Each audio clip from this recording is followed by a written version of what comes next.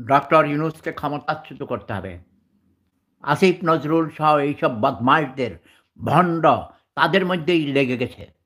দেখো ওই আমেরিকা থেকে এক বদমাইশ অর্ধশিক্ষিত মিথ্যুক ধোঁকাবাজ জামায়াতের এক কি বলবো এটা কোনো মানুষের মধ্যে পড়ে না। এটার নাম নিতে ইচ্ছা করে না।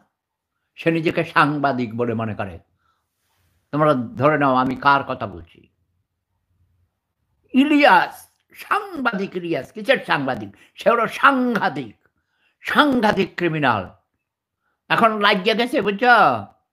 আসিফ নজরুল আগে তার খুব প্রশংসা করত। তার সাথে, সাথে তাকে উৎসাহিত করেছে। এরকম অনেকে আছে। আরেকটা আছে পিনাকি ভট্টাচার্য ভাই। এই হিন্দু মালুদ, চোরের গোষ্ঠী চোর। বাংলাদেশে অনেক আকাম-কুকাম করে লাত্তিউসটাকে প্রাণের ভয়ে বাংলাদেশ থেকে পালিয়ে গিয়ে প্যারিসে গিয়ে সেখান থেকে সে চক্রান্ত করছে। আর অশিক্ষিত বর্বর গরিব মানুষরা তোরা এসব ফালতুদের কথায় নাচস, হ্যাঁ? এখন খাস না কেন?